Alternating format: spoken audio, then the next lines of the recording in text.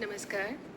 प्राचीन भारतीय संस्कृति से जुड़ी कथाओं की श्रृंखला में आज मैं आपको जातक कथाओं में से एक कथा का पाठ कर सुनाने वाली हूँ। जातक कथाएं एक ऐसे महापुरुष के द्वारा कही गई कहानियों का अनूठा संग्रह है जिन्होंने संपूर्ण विश्व को शांति और अहिंसा का संदेश दिया। इन महापुरुष का नाम था महात्मा बुद्ध।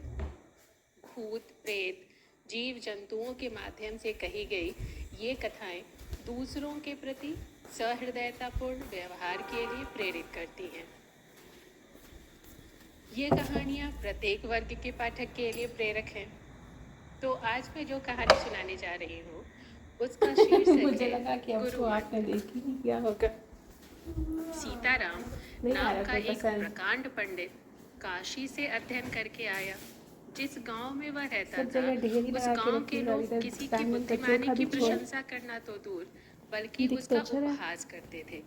गांव वालों का यह व्यवहार विद्वान ब्राह्मण को तनिक भी पसंद नहीं था।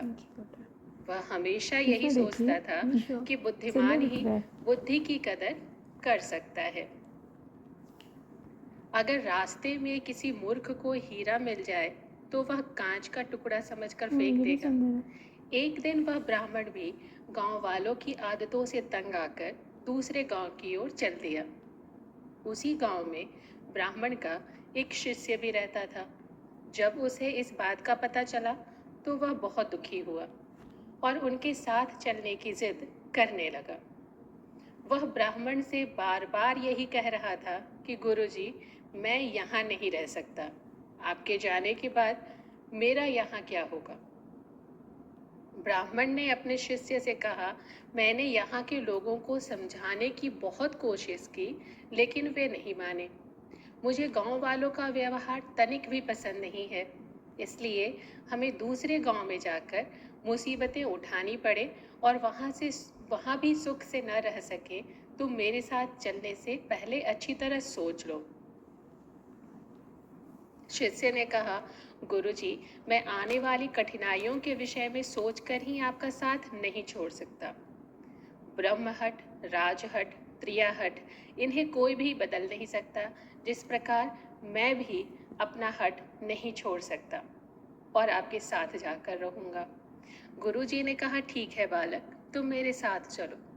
तुम दूसरे गांव में जाकर यह प्रचार करना कि मेरे गुरुजी को हीरे मोतियों की वर्षा करने वाला मंत्र आता है, जिसका जाप करने से हीरे मोतियों की बरसात होने लगती है।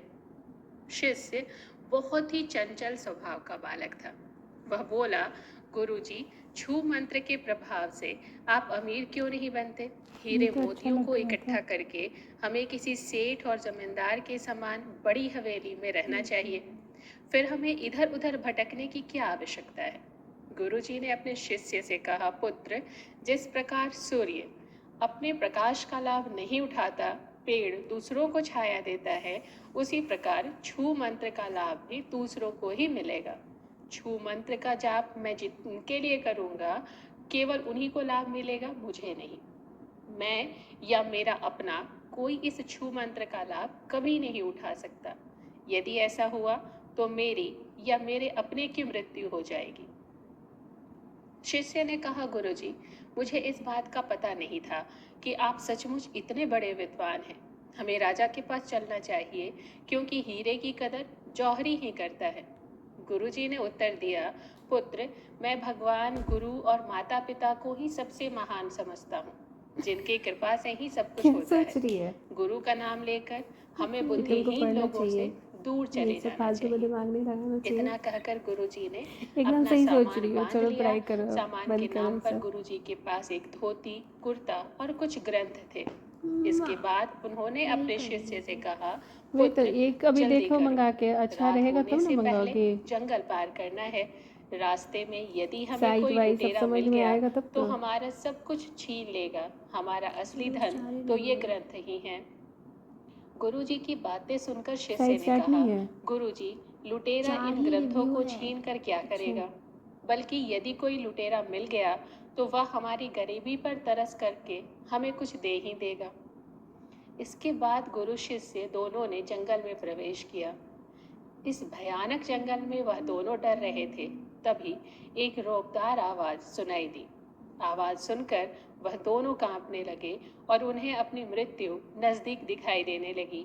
गुरु शिष्य अभी राजा प्रताप सिंह के पास जाने के विषय में सोच ही रहे थे कि डाकू मान सिंह ने कहा, डाकू मान सिंह के विषय में तुम्हारे क्या विचार हैं? लोगों की नजर में वह राजा तो अच्छा है जो हजारों लोगों को मृत्युदंड देता है, फिर हमें सब बुरा क्यों समझते हैं? गुरुजी ने डरते हुए कहा, डाकू मान सिंह भी अच्छे और नेक व्यक्ति हैं, वह हमेशा गरीबों की मदद करते हैं। डाकू मान सिंह ने कहा, देखो राजा हमारा शत्रु है, तुम राजा के पास जा रहे हो, इसलिए मैं किसी की भी फालतू बातें सुनना नहीं चाहता। मैं ऊंची आवाज में बोलने वालों को कभी भी जीवित नहीं छोड़ता। अब तुम मरने से पहले अपने ईश्वर को याद कर लो। गुरुजी की जान खतरे में देखकर शिष्य डाकू से रो रो कर प्रार्थना करने लगा, मेरे गुरुजी को कृपया जीवन दान दे दीजिए, मैं इनके बिना जीवित नहीं रह सकता। शिष्य की बात सुनकर डाकू मान सिंह ने कहा कि यदि तुम राजा से 1000 सोने की मुद्राएं लाकर दोगे तो मैं तुम्हारे गुरुजी को जीवन दान दे सकता हूँ। शिष्य ने डाकू मान सिंह से शपथ ली कि जब तक वह राजा से 1000 सोने की मुद्राएं लेकर नहीं आएगा तब तक उसके गुरु सुरक्षित रहेंगे। इस प्रकार डाकू से आश्वासन पाकर शिष्य वहां से चला गया। डाकुओं ने गुरुजी को एक पेड़ से बांध दिया।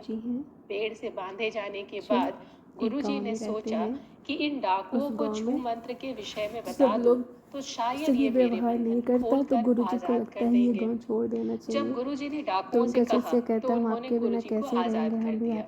गुरुजी ने स्नान किया और पेड़ के नीचे छू मंत्र का जाप करने लगे। तभी वहां पर जोर से आंधी तूफान आया, बादल गरजने लगे, जोर जोर से बिजली कड़कने लगी और आसमान से हीरे मोतियों की वर्षा होने लगी। डाकू जल्दी से हीरे मोती समेटने लगे। तभी जोर से आवाज आई, अपनी जगह पर बैठ जाओ, एक भी मोती उठाया तो तुम्हें मौत के घाट उतार दूंगा। वहां पर डाकू कुंदन सिंह आ गया और बोला, यह मेरा इलाका है, यहाँ आने की तुम्हारी हिम्मत कैसे हुई? अपने इलाके में चले जाओ वरना मारे जाओगे। डाकू मान सिंह कहने लगा, मैं किसी की आज्ञा का मोहताज नहीं हूँ, तुमने कहा और मैं चला जाऊं। डाकू मान सिंह जिस धरती पर खड़ा हो जाता है वह धरती उसी की हो जाती है। कुंदन सिंह कहने लगा, देखो मान सिंह, लड़ाई झगड़ा खून खराबा करने से कोई लाभ नहीं है। ब्राह्मण पर अत्याचार करना बुरी बात है। हमारी बात मानकर यहाँ से चले जाओ, चुपचाप आधा माल मुझे दे दो वरना मैं अपनी तलवार के दम पर आधा माल छीन लूंगा। कुंदन सिंह की बात सुनकर डाकू मान सिंह ने कहा, यह तो सारा मेरा है, यदि तुम अमीर बनना चाहते हो तो गुरुजी को ले जाओ, ये तुम्हें भी अमीर बना देंगे। इस तरह दोनों मित्र गले मिले। गुरुजी यह देखकर भय से कांप रहे थे। तभी डाकू कुंदन सिंह ने कहा, अब तुम मेरे लिए हीरे मोती की वर्षा करो, यदि तुमने ऐसा नहीं किया तो मारे जाओगे। गुरुजी ने हाथ जोड़कर प्रार्थना की, मेरा छू मंत्र 1 वर्ष में केवल एक बार ही हीरे मोती की बरसात कर सकता है। गुरुजी की बात से क्रोधित होकर डाकू कुंदन सिंह ने उनको पीटना आरंभ कर दिया। लात घूसों से पीटने के कारण गुरुजी का जबड़ा बाहर निकल आया। गुरुजी पूरी तरह घायल हो गए। वह गिड़गिड़ाने लगे, दुष्ट पापी, मुझे मारने से कोई लाभ नहीं होगा।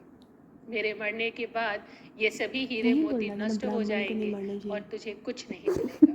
मान सिंह के साथ ही अवसर मिलते ही हीरे मोती लेकर भागने लगे।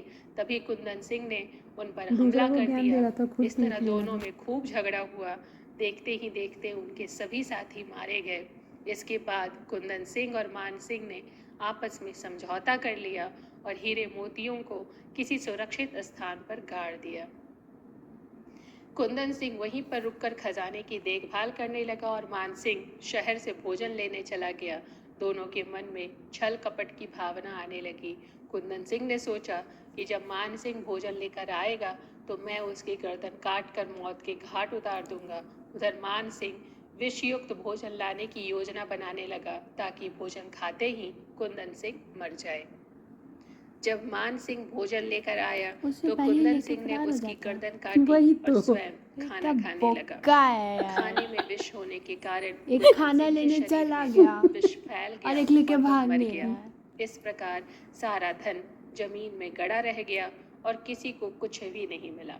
हैं? अपने स्वभाव के कारण क्या हम ही सुने? दोनों डाकू लगभग वो मर गए, खाना लेकिन लाया गुरु ना, जी से हाँ, जहर कुछ मिला भी हुआ, हासिल नहीं और कर ये सके। आते के साथ उसको मार दिया।